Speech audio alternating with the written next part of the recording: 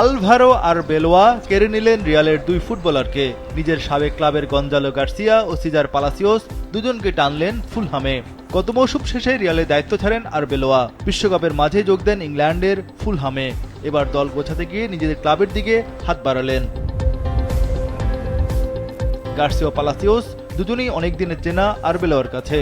রিয়ালের যুব দল থেকে এই দুজন গড়ে উঠেছেন আরবেলোয়ার হাতে, তাই পুরনো গুরুর ডাকে সাড়া দিতে দেরি করেননি এই দুই তারকা।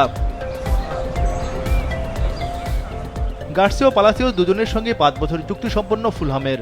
গার্সিয়াকে কিনতে 34 মিলিয়ন পাউন্ড, যা বাংলাদেশি মুদ্রায় প্রায় 564 কোটি 26 লাখ টাকা। আর পালাসিওসকে কিনতে খরচ হলো 8.5 মিলিয়ন পাউন্ড, যা বাংলাদেশি মুদ্রায় 141 কোটি 10 লাখ 30 হাজার টাকা। মাত্র 10 বছর বয়সে রিয়ালের একাডেমিতে এসেছিলেন গঞ্জালো গার্সিয়া। লস ব্লাঙ্কোদের যুব দলেও ছিলেন আলোচিত এই তারকা। 2024 সালে লা লিগা ও চ্যাম্পিয়ন্স লিগ জয়ী সদস্য ছিলেন। তবে নতুন কোচ মরিনহোর কাছ থেকে ইতিবাচক সাড়া পাননি। মূলত নিয়মিত খেলার প্রত্যাশা থেকে ইংল্যান্ডে পাড়ি জমালেন স্প্যানিশ স্ট্রাইকার। পালাসিওসের ক্লাব ক্যারিয়ারের হাতেখড়ি নুমানসিয়াতে। এরপর রিয়ালের যুবদল কাস্তিয়াতে কাটে আরও 3 বছর। তখনই আরবেলোয়াকে কোচ হিসেবে পেয়েছিলেন এই স্প্যানিশ মিডফিল্ডার। আরবেলোয়া কোচ হওয়ার পর প্রথম ম্যাচেই পালাসিওসকে সুযোগ দেন কোপা দেল রেতে। তবে দ্বিতীয় সারির দল আলবেসেদের কাছে হেরে বসে রিয়াল। গত মৌসুমে সব মিলে মাত্র 7 ম্যাচ খেলেছেন পালাসিওস। আরবেলোয়া ফুলহামে যোগ দিয়ে আবারও ডেকে আনলেন 21 বছর বয়সী এই মিডফিল্ডারকে।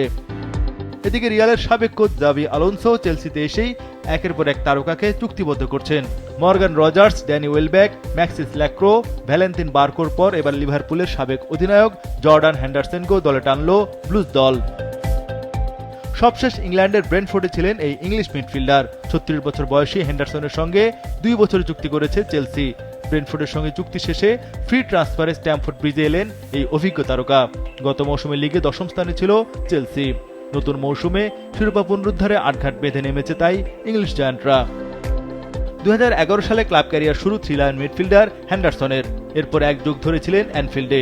2019 সালে চ্যাম্পিয়ন্স লিগ, 2020 সালে প্রিমিয়ার লিগ সহ 8টি শিরোপা জেতেন রেডদের হয়ে। এবার বিশ্বকাপে ইংলিশ তারকা মাত্র 6 মিনিট খেলার সুযোগ পেয়েছিলেন। মেক্সিকোর বিপক্ষে ম্যাচ জয়ের উদযাপনের সময় দুর্ঘটনায় চোটে পড়ে আসর থেকে ছিটকে যান এই মিডফিল্ডার।